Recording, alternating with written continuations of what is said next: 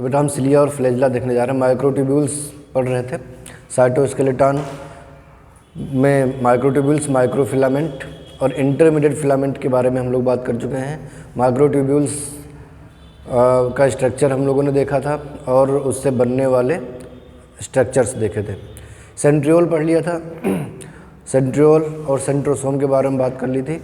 और सेंट्रियोल और सेंट्रोसोम कैसे इम्पॉर्टेंट है सिलिया और फ्लैजेला बनाने में, ये हम लोग देखेंगे। सिलिया और फ्लैजेला मेनली जो बने होते हैं वो साइटोस्केलेटन का ही पार्ट है। Cytoskeleton plus cell membrane. और ये बहुत से एनिमल्स में लोकोमोटरी आर्गन की तरह काम करते हैं। तो हम लोग देखते हैं सिलिया एंड फ्लैजेला। वर्ड दोनों ये प्लूरल है। सिलियम होगा सिंगुलर, फ्लैजेलम सिंगुलर होता है। सिलिया और फ्लैजेला नॉर्मली हम बोलते हैं सिलिया फ्लैजेला, लेकिन ये प्लूरल में हम बात कर रहे हैं। एक सिलिया है तो सिलियम, फ्लैजेलम ऐसे बोलते हैं। तो बेटा ये जो होते हैं सिलिया और फ्लैजेला, ये लोकोमोटरी आर्गन होते हैं।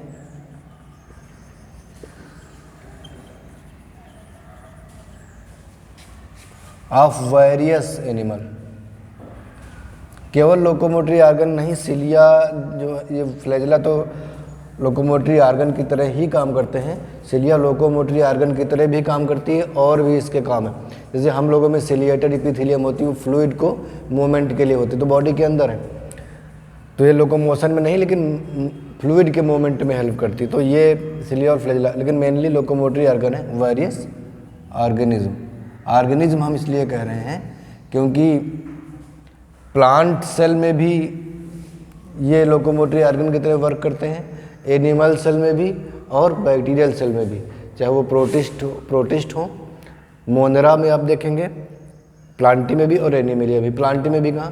प्लांटी में जूस्पोर्स होते हैं, गैमीट होते हैं जो फ्लैजिलेटेड गैमीट होते हैं, जूस्पोर जिनको बोलते हैं। वो वाटर में मूव करते हैं, स्विम करके ओवम तक पहुँचते हैं, ऊस्पोर तक पहुँचते हैं। ये हुआ प्लांट में। बैक्टीरिया में आपने देखा होगा बैक्टीरिया फ्लैजिलेटेड होते हैं, मोनोट्राइकस, एट्राइकस, एम्फीट्राइकस, पेरीट्राइकस, ये बैक्टीरिया आप लोगों ने पढ़े। इसके अलावा एनिमल्स में प्रोटिस्टा में आपने पढ़ा होगा डायनोफ्लैजिलेट्स होते हैं, फ्लैजेला होते हैं, 2 फ्लैजेला होती। प्रोटोजोआ में आपने देखा होगा यूग्लिना, पैरामीशियम, यूग्लिना में फ्लैजेला और पैरामीशियम में सिलिया होती। तो ये लोकोमोटरी आर्गन है। अब हम लोग सेंट्रियोल पढ़ रहे थे कल, सेंट्रियोल। तो सेंट्रियोल का स्ट्रक्चर हम लोगों ने देखा था। ये सेल है, जैसे सेल में हमने कहा था ये एक सेंट्रियोल है और ऐसे ये परपेंडिकुलर में दूसरा सेंट्रियोल, इसका स्ट्रक्चर। और ये हमने पूरा कहा था, इसको मिला करके पूरी साइटोप्लाज्म, इसको मिला करके बोलेंगे सेंट्रोसोम। और ये एक सेंट्रियोल है। फ्लैजेला और सिलिया की बेसल बॉडी जो होती है वो और कुछ नहीं सेंट्रियोल ही होती। तो ये फ्लैजेला है,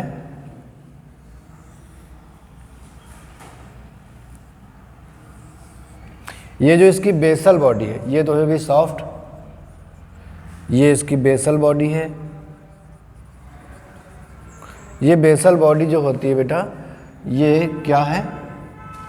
सेंट्रियोल ही है, जहाँ से सिलिया और फ्लैजेला ओरिजिनेट होती है साइटोप्लाज्म। ये सेल है तो सेल में बेटा ऐसे ये सिलिया निकली हुई है। अगर फ्लैजेला है तो ये फ्लैजेला भी यहाँ से ऐसे निकली हुई होगी, तो सेल के अंदर से निकली हुई होगी। और ये प्लाज्मा मेम्ब्रेन से होती हुई, प्लाज्मा मेम्ब्रेन को कैरी करती हुई इससे बाहर निकलती। ठीक है, इधर देखो, जैसे ये मान लो ये सेल है, ये सेल है, ये यहाँ से निकली सिलिया, तो इसकी जो प्लाज्मा मेम्ब्रेन है बेटा, ये तो सिलिया निकली इधर से, ये जो प्लाज्मा मेम्ब्रेन ये भी इसके साथ रन करती।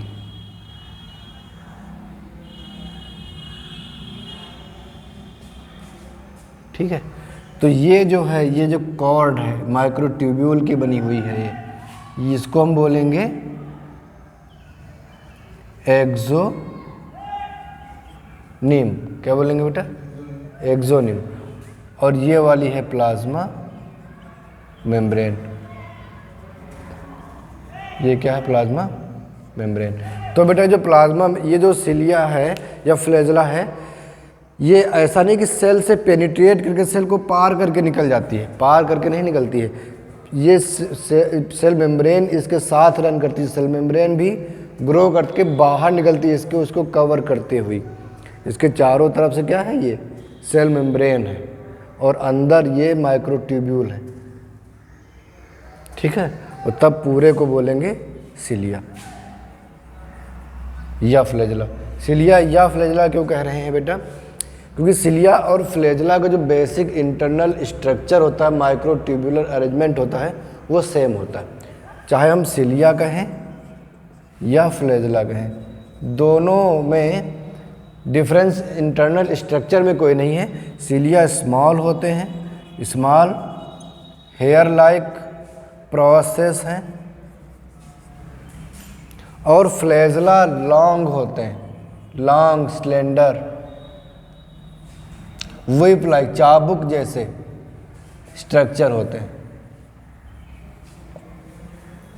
क्लियर है कि नहीं। सिलिया क्या होंगे, छोटे छोटे हेयर जैसे होंगे, ये है जैसे कोई सेल तो ये हेयर जैसे होंगी, और फ्लैजेला लंबी सी चाबुक जैसी होती। ये डिफरेंस है। इंटरनल स्ट्रक्चर में इनका डिफरेंस नहीं, इंटरनल स्ट्रक्चर बिल्कुल सेम होता है। ठीक, हम देख लेते हैं पहले इंटरनल स्ट्रक्चर, और फिर इसके एग्जाम्पल कहाँ कहाँ ये मिलते हैं, उनके फंक्शंस की बात करेंगे।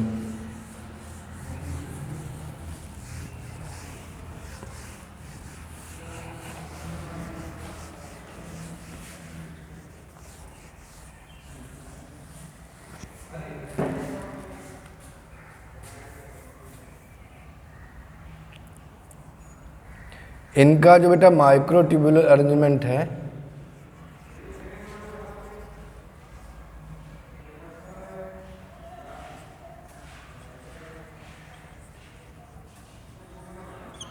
वो होता है 9+2। 9+2, 9+2 का मतलब है 9 पेरिफेरल और 2 सेंट्रल माइक्रोट्यूब्यूल्स होते हैं। यहाँ पे डबलेट माइक्रोट्यूब्यूल्स होंगे।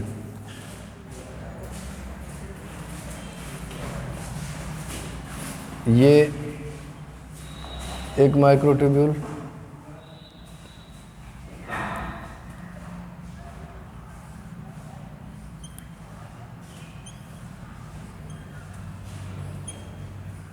तीन, 4, 5, 6, 7, 8,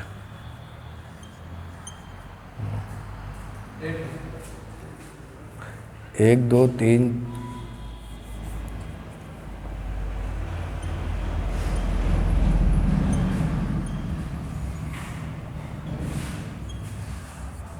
1, 2, 3, 4, 5, 6, 7, 8, 9। ये बेटा जुड़े हुए होंगे एक दूसरे से ऐसे, इस तरह से होते हैं ये। और इनके बीच में बेटा क्या होगा, 2 माइक्रोट्यूब्यूल्स होंगे। आप जितने 9 है ना, देखो बेटा 1, 2, 3, 4, 5, 6, 7, 8, 9। ठीक, अब ये जो बेटा माइक्रोट्यूब्यूल्स हैं, इसको एक को हम ए कहेंगे, दूसरे को बी कहेंगे। ठीक, एक को ए, दूसरे को बी। अब ये दोनों जो ए और बी होंगे, A B A B A B A B, ये हमने पूरा ऐसा बना दिया, केवल यहाँ पर ये लिंक ऐसे रहेगा, यहाँ बीच में नहीं रहता ये। ठीक है, ये ए बी। तो ये बेटा जो एक प्रोटीन आपको दिखाई पड़ रही है, ये प्रोटीन इन माइक्रोट्यूब्यूल्स को आपस में जोड़ने का काम करती है, और इसको बोलेंगे ए बी लिंक। ठीक है, यहाँ पर बेटा बाहर प्लाज्मा मेम्ब्रेन होती है।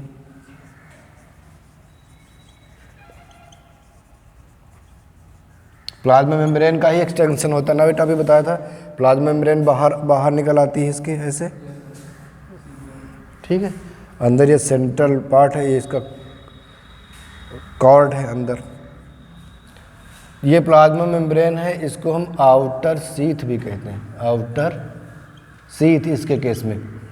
ये इनर शीथ होती है, और ये होते हैं बेटा पेरीफेरल माइक्रोट्यूब्यूल्स, और ये होते हैं सेंट्रल माइक्रोट्यूब्यूल्स।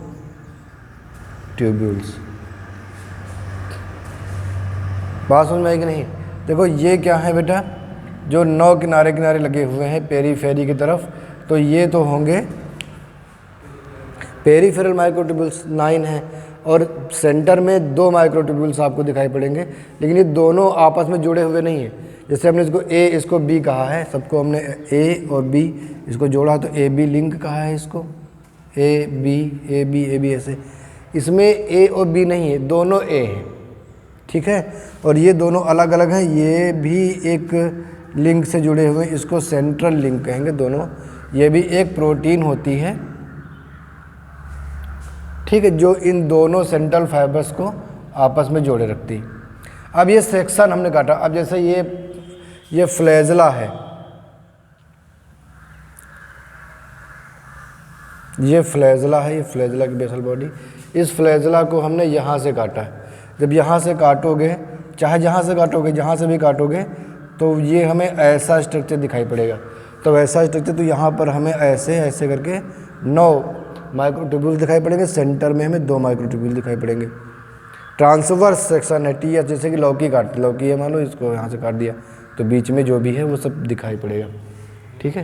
तो ये टीएस है, तो हमें टीएस में ये पेरीफेरल, ये 9 पेरीफेरल फाइबर्स दिखाई पड़ते हैं, और बीच में 2 सेंट्रल माइक्रोट्यूब्यूल दिखाई पड़ते हैं।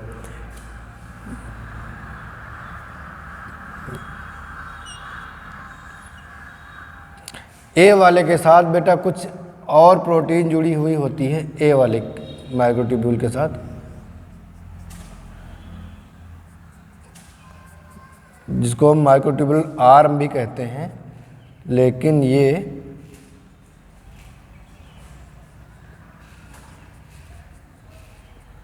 प्रोटीन के फाइबर्स होते हैं, जो कि एनर्जी एटीपी को यूज करने के लिए होते हैं। ये एटीपी यूज करते हैं, किस लिए बेटा? जब ये सिलिया या फ्लैजला मूव करेगी, तो मूव करने के लिए कुछ एनर्जी चाहिए, ठीक है। वो एनर्जी ये प्रोटीन यूज करती है, ठीक है। प्रोटीन देखो एनर्जी बनती तो सेल में माइटोकॉन्ड्रिया से है, उस एनर्जी को यूज, जैसे कि मायोसिन होते हैं मसल में, याद करो बेटा, मसल में एक्टिन और मायोसिन होते हैं। जब एक्टिन मायोसिन का क्रॉस ब्रिज बनता है तो उसके लिए एटीपी यूज की जाती है, तो मसल कंट्रैक्शन के टाइम पे। वैसे ये मायोसिन की तरह है, एटीपी को यूज करके इसको मूवमेंट प्रोवाइड करता है, इसका काम होता है, ठीक। तो ये बेटा है टीएस। अगर हम इसका एलएस काटेंगे, मान लो ये हम इसको एलएस काटेंगे, तो यहाँ पर हमें कुछ ये ऐसे फाइबर्स दिखाई पड़ेंगे, फिर ये सेंट्रल शीथ दिखाई पड़ेगी, ये फाइबर्स हैं, पेरीफेरल फाइबर्स हैं, सेंट्रल शीथ दिखाई पड़ेगी, सेंटर में हमें 2 फाइबर्स अलग अलग दिखाई पड़ेंगे ऐसे। ये 2 फाइबर्स हैं सेंटर में, और ये किनारे, ये सेंट्रल शीथ है। ये क्या है? ये इसके बाहर ये होगी आउटर शीथ। आउटर शीथ माने वही प्लाज्मा मेम्ब्रेन, ये आउटर शीथ है। और ये अंदर ये वाली, ये क्या है बेटा? इनर शीथ है। ये जो इसके बाहर ये दोनों तरफ ये वाली, ये दोनों शीथ कैसी हैं? इनर शीथ है। ये ये वाली, और ये बाहर, एक इधर बाहर हमने बनाई, एक इधर बनाई, ये क्या है? आउटर शीथ है। और ये जो फाइबर्स हैं, ये जिसको हमने ऐसे दिखाया है, ये क्या है? पेरीफेरल फाइबर्स, ठीक है। और ये यहाँ पर अंदर ये जो हैं, ये हमने इधर दिखाया है, नहीं ये स्पेस है दोनों के बीच में, ये वाला, ये 2 फाइबर्स हमने दिखाए,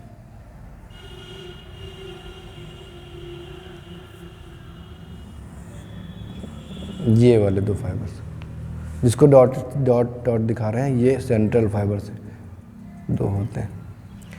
जब हम इसको आगे देखेंगे, बेसल बॉडी तक पहुंचेंगे, तब हमें केवल पेरीफेरल फाइबर ही मिलेंगे, सेंट्रल फाइबर्स नहीं होते, सेंट्रल फाइबर्स नहीं होते। यानी यहाँ से यहाँ तक नीचे का पार्ट बेसल बॉडी का पार्ट, ये कैसा पार्ट है बेटा?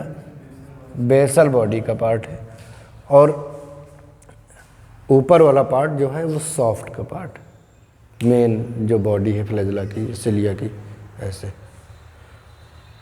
जिसमें हमें ये पेरीफेरल फाइबर दिखे। देखो हम ऐसे काटेंगे तो एक ही तरफ का दिखेगा, 9 के 9 यहाँ पे सामने नहीं दिखेंगे, 2 दिखेंगे इधर, 2 इधर, 4 5 दिखेंगे जैसे वो काटने के ऊपर है, और फिर उधर कुछ पीछे रह जाएंगे।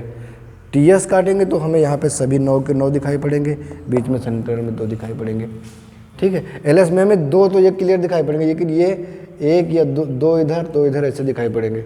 यहाँ पर देखोगे तो बेसल बॉडी में नीचे जहाँ से ये निकला हुआ होता है, ओरिजिनेट हुआ होता है, उस वहाँ पर हमें केवल पेरीफेरल फाइबर दिखाई पड़ेंगे, सेंट्रल फाइबर वहाँ पर नहीं होते हैं, ठीक है।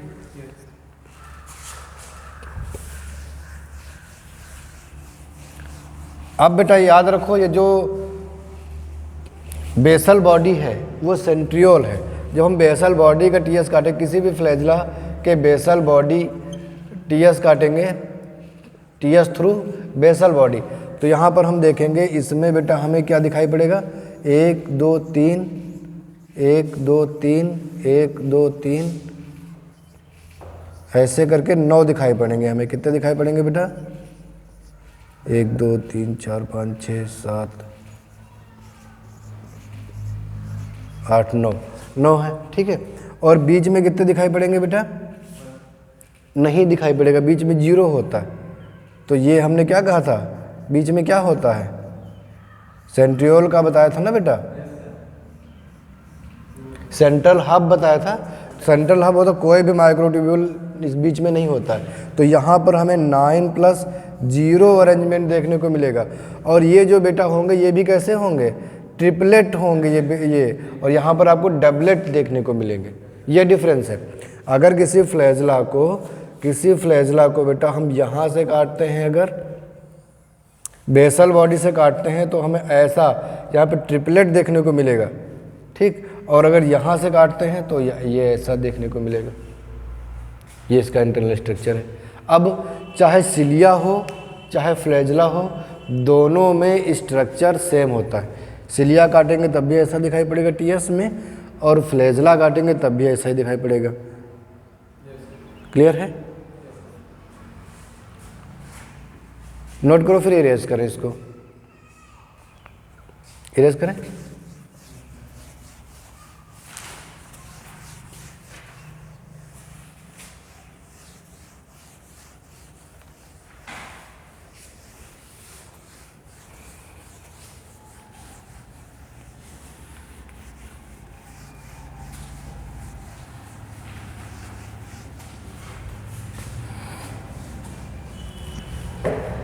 अब बेटा जो सिलिया है ये आपको प्रोटिस्ट में बहुत ज़्यादा मिलता है, प्रोटिस्टा के मेंबर में। प्रोटिस्टा में भी किसमें बेटा? सिलिया की बात हो रही है अभी। ये आपको मिलेगा प्रोटोजोअन्स में। Protozoan example paramecium, opalina. Ciliata के जितने भी मेंबर्स हैं प्रोटोजोआ में, सिलिएटा के जो मेंबर्स हैं बेटा उनमें सब में सिलिया मिलेगी। और बेटा सिलिया जो होते हैं नंबर में ज़्यादा होते हैं, नंबर में ज़्यादा होते हैं, साइज में छोटे होते हैं, स्मॉल इन साइज, ठीक है। फ्लैजिला से अगर आप कंपेयर करोगे तो अगर हम फ्लैजिला की बात करेंगे यहाँ पर, तो फ्लैजिला ये भी प्रोटिस्टा में होते हैं बेटा, प्रोटिस्टा में होंगे प्लस मोनेरा में होंगे, और प्रोटिस्टा में आपको डायनोफ्लैजिलेट्स में, प्लस यूग्लिनॉइड्स में, एल्गी में और प्लस एल्गी जो वॉलवॉक्स है, क्लैमाइडोमोनास है, ये एल्गी हो गए। इसका एग्जाम्पल है बेटा वॉलवॉक्स, क्लेमाइडोमोनास। इसके अलावा जो इनके गैमीट हैं, मोटाइल गैमीट्स जैसे जूस्पोर्स, उनमें भी क्या होता है बेटा, फ्लैजेला होता है। उनमें भी क्या होता है, फ्लैजेला होता है। अब ये बेटा क्या होंगे, नंबर में कम होंगे। फ्लैजेला नंबर में कम होते हैं, 1 या 2। ठीक है, कुछ बैक्टीरिया हैं जिनमें पेरिट्राइकस बैक्टीरिया हैं, उनमें ज़्यादा होते हैं, लेकिन फिर भी सिलिया से कम ही होता है। सिलिया माइटोकॉन्ड्रिया में पूरी whole body is covered by cilia paramecium. ऐसा फ्लैजेला के साथ नहीं होता। नंबर में कम होते हैं लेकिन साइज में बेटा लॉन्ग होते हैं, बहुत ज़्यादा लॉन्ग होते हैं, विप लाइक होते हैं, चाबुक के जैसे। और ये स्मॉल होते हैं, हेयर लाइक होते हैं, छोटे छोटे रोए जैसे होते हैं ना बेटा, वैसे ये अपीयर होते हैं।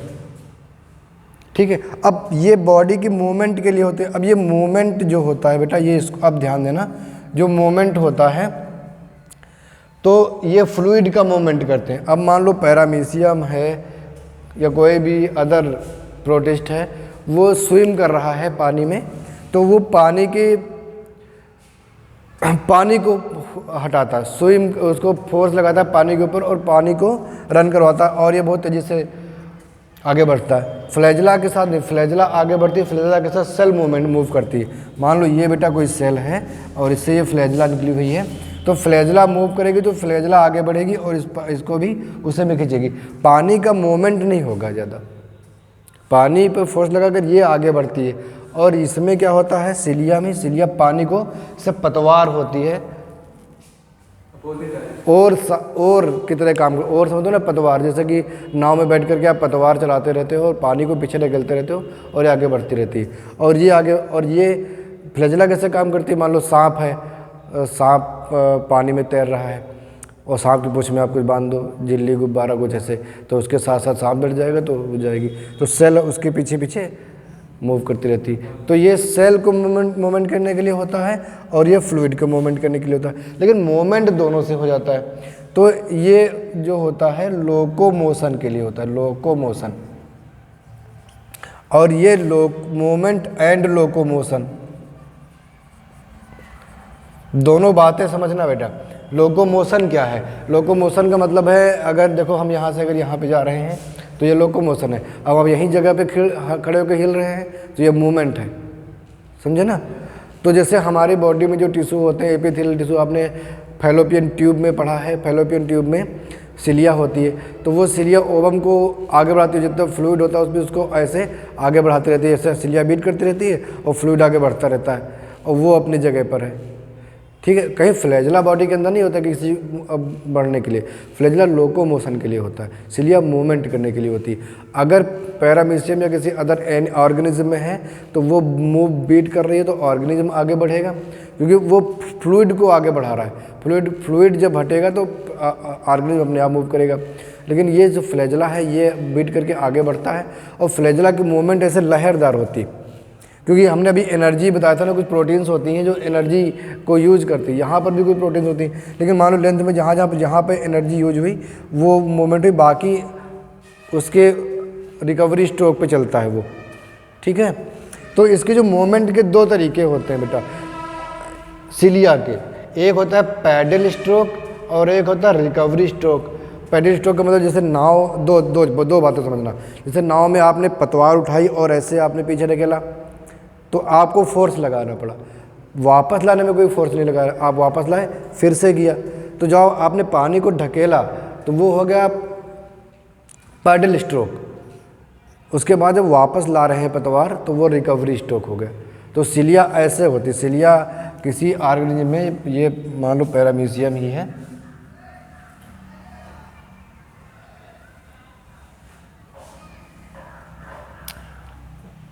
तो इसमें ये सिलिया है।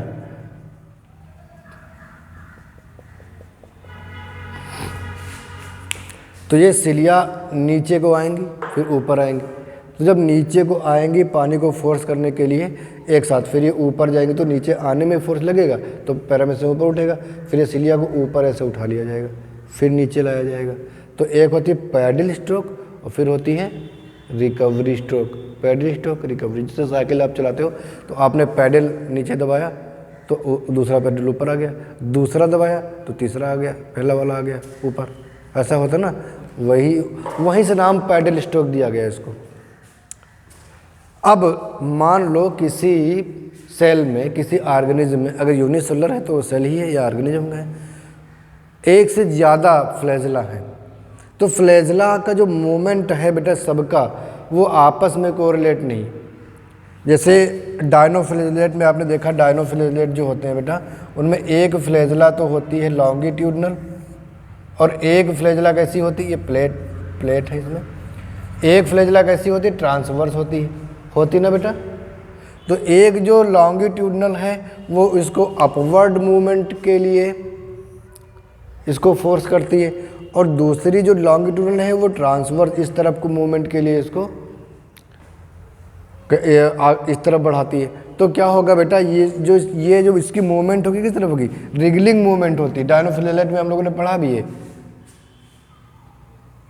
ऐसे ये इस डायरेक्शन में मूव करता है हमेशा। कौन, डायनोफ्लैजेलेट्स। लेकिन सिलिया के साथ ऐसा नहीं है। सिलिया जब मूव करेंगे बेटा, इनकी खासियत होती है जितनी सिलिया हैं वो सब आपस में कोरिलेट होकर वर्क करती, एक साथ अप, एक साथ डाउन, एक साथ अप, एक साथ डाउन। तो ये जो बेटा मूवमेंट करते हैं इनमें बहुत रैपिड मूवमेंट होती है। रैपिड मूवमेंट, जितनी तेज पैरामीशियम चलता है उतनी तेज डायनोफ्लैजेलेट नहीं चल सकता, फ्लैजेलेट्स कोई भी नहीं चल सकता। इनकी मूवमेंट थोड़ी सी स्लो होती, ठीक है। तो ये डिफरेंस है। ये एक तो नंबर में ज़्यादा होंगे, स्मॉल होंगे, रैपिड मूवमेंट करेंगे, मूवमेंट और लोकोमोशन दोनों में इन्वॉल्व होंगे। ये हायर एनिमल्स में भी होते हैं, मल्टीसेलुलर ऑर्गेनिज्म में भी होंगे। ये हायर ऑर्गेनिज्म में आपको नहीं मिलेंगे, ठीक है। फ्लैजेला आपको लोअर ऑर्गेनिज्म मिलेंगे। प्लांट में भी होंगे तो लोअर प्लांट्स में होंगे, एनिमल्स में होंगे तो लोअर एनिमल्स में होंगे। ये आपको हायर एनिमल्स में यानी कि ह्यूमन बींग्स तक में आपको सिलिया मिलती है, सिलिएटेड एपिथेलियम मिलती है, कई जगह पर आपको मिलेगी, ठीक है। तो ये हुआ सिलिया और फ्लैजेला।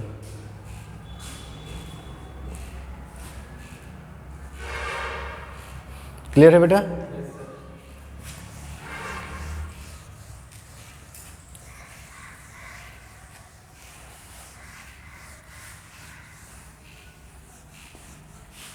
और बेटा सिलिया और फ्लैजेला आपको एक साथ नहीं मिलती कभी, या तो किसी ऑर्गेनिज्म में सिलिया होंगे या तो फ्लैजेला होंगे।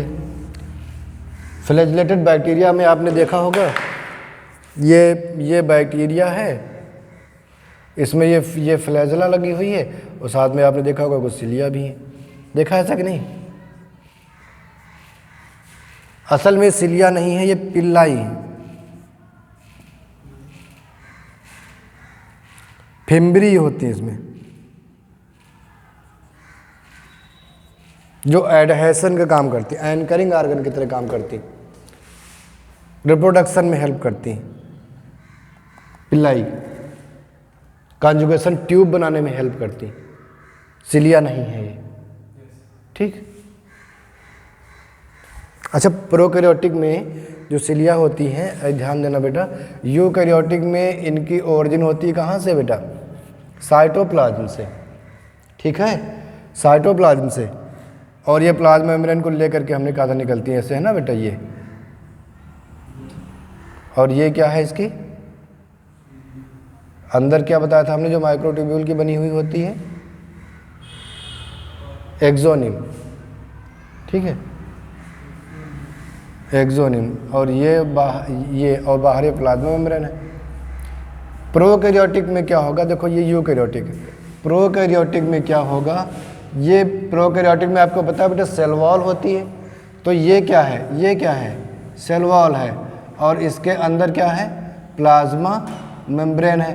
तो यहाँ पे जो सिलिया है फ्लैजेला निकली होगी वो प्लाज्मा मेम्ब्रेन से ओरिजिन होती है इसकी, ठीक है। इसकी जो बेसल बॉडी होती कहाँ होती है, प्लाज्मा मेम्ब्रेन में। और ये सेल वॉल को पेनिट्रेट, सेल वॉल तो परमेबल होती है, वो उसको पेनिट्रेट किया जा सकता है। प्लाज्मा, ये सेल वॉल यहाँ बाहर नहीं आती, केवल प्लाज्मा मेम्ब्रेन ही बाहर आती है इसमें, समझे कि नहीं। सेल वॉल को पेनिट्रेट करके बाहर निकलती। क्लियर है इतना।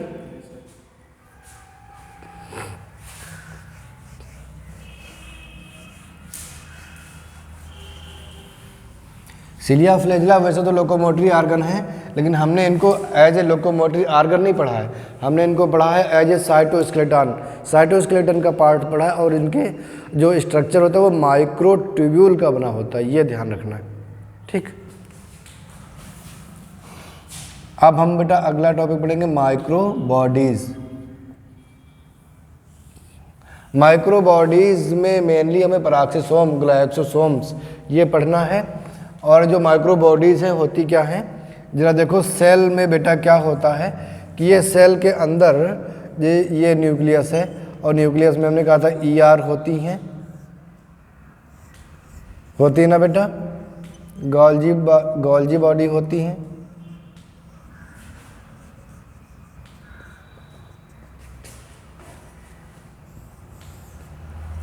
ईआर से बेटा कुछ वेसाइकिल्स निकलती है। ईआर से क्या निकलती है बेटा, वेसाइकिल्स, यहाँ से भी वेसाइकिल्स निकलती हैं।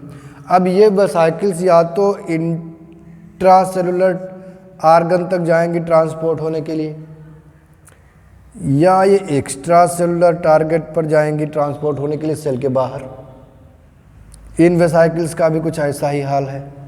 सिक्रेटरी सेल में होती है गोल्जी बॉडी, हार्मोन और एंजाइम वगैरह सिक्रेट करना होता है तो ये बाहर, या किसी अदर टारगेट आर्गन पे भेजना होता है अपने सिक्रीशन को, तो ये सेल के बाहर इसको ट्रांसपोर्ट करती, ठीक है, या किसी अंदर आर्गन पर भी। कुछ वेसाइकिल्स इनकी लाइसोसोम बनाती हैं, ये हम लोग पढ़ चुके हैं ना बेटा। ऐसी ही कुछ वेसाइकिल्स होती हैं, छोटी छोटी वेसाइकिल्स जो माइक्रो बॉडीज बनाती हैं। ईआर के फंक्शन में हमने पढ़ा होगा, इनकी कुछ वेसाइकिल्स हैं जो माइक्रो बॉडीज का फॉर्मेशन करती हैं। माइक्रो बॉडीज क्या है बेटा, मेम्ब्रेन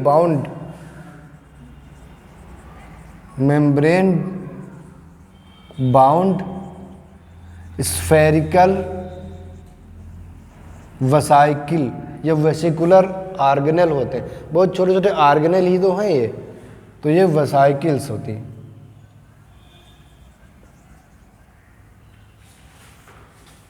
ठीक है। अब इनके बेटा कुछ फंक्शंस हैं। इनके फंक्शंस ये हैं कि ये बेटा सेल में डिटॉक्सिफिकेशन करती हैं, सेल की फिजियोलॉजिकल कुछ एक्टिविटीज़, अभी हम एक दो एक्टिविटीज़ का नाम लेंगे, वो ये करती हैं। तो इनमें इन माइक्रो बॉडीज़ में सबसे पहला एक आता है आपका पराक्सीसोम।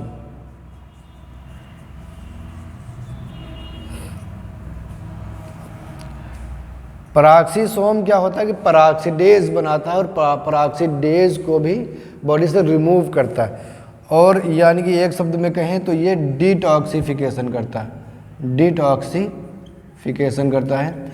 टॉक्सिक समझ रहे हो कि नहीं। टॉक्सिक का मतलब होता है विषैले जहरीले पदार्थ जो शरीर में नुकसानदायक होते हैं। एक ब्रांच है बायोलॉजी में, आप आगे बढ़ोगे टॉक्सिकोलॉजी एक ब्रांच होती है। टॉक्सिकोलॉजी में जो भी केमिकल्स हम लोग खा रहे हैं, उन केमिक जो दवा के फॉर्म में हो चाहे दारू के फॉर्म में हो, जिस भी चीज़ में हैं जो केमिकल्स हैं, हमारे बॉडी में क्या इफ़ेक्ट करते हैं और कैसे बॉडी हमारी उनको एलिमिनेट करती है, बायो ट्रांसफॉर्मेशन क्या है, ये सब उसमें टॉक्सिकोलॉजी में। तो उन चीज़ों को डिटॉक्सिफिकेशन करने का काम इसका होता है। मान लीजिए एल्कोहल हमने ले ली, एल्कोहल को पराक्सीडेज में कन्वर्ट किया जाता है। किसमें बेटा, पराक्सीडेज में। कौन करता है, पराक्सीसोम्स। और ये पराक्सीडेज जो बन जाता है, पराक्साइड, ये जो पराक्साइड्स होते हैं, हाइड्रोजन पराक्साइड, ये पराक्साइड भी तो हार्मफुल होते हैं। हाइड्रोजन पराक्साइड, ऐसे बहुत से पराक्साइड बनते हैं, ये भी हार्मफुल होते हैं, तो इसको भी H2O में कन्वर्ट किया जाता है। ठीक, और इसको बॉडी से फिर एलिमिनेट किया जाता है। तो ये होता है डिटॉक्सिफिकेशन। ठीक है, बीटा ऑक्सीडेशन, बीटा लिखा हुआ है, बीटा ऑक्सीडेशन। बीटा ऑक्सीडेशन क्या होता है बेटा? ये लिपिड मेटाबॉलिज्म से रिलेटेड है। लिपिड ये जो आपके पास फैटी एसिड होते हैं, मान लीजिए फैट है और फैट को आपने ब्रेक डाउन करके फैटी एसिड बनाया, फैटी एसिड पर ग्लिसरॉल। अब इस फैटी एसिड को बेटा एसिटिल कोएंजाइम ए में कन्वर्ट करना बीटा ऑक्सीडेशन कहलाता है। ठीक है, और ये किस में होता है? ये काम होता है, एक तो माइटोकॉन्ड्रिया में भी होता है, लेकिन यहाँ पराक्सीसोम की बात करें तो पराक्सीसोम में, दोनों में होता है। तो पराक्सीसोम ये काम करता है, कौन सा? Beta oxidation. ठीक है, ग्लाइऑक्सीसोम्स होते हैं।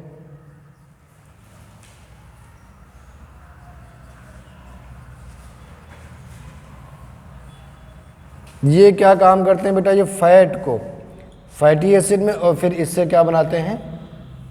ग्लूकोज या कार्बोहाइड्रेट बनाते हैं। ये होता है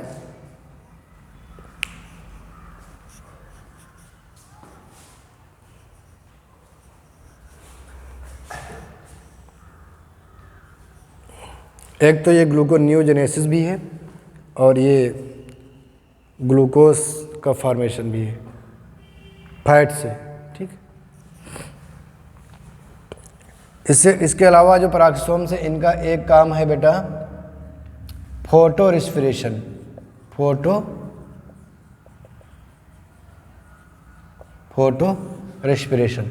फोटो रेस्पिरेशन जो है बेटा, ये जब आप लोग केल्विन साइकिल पढ़ते हैं वहाँ पर रुबिस्को होता है, Rubisco डिब्लोज bis phosphate carboxylase oxygenase.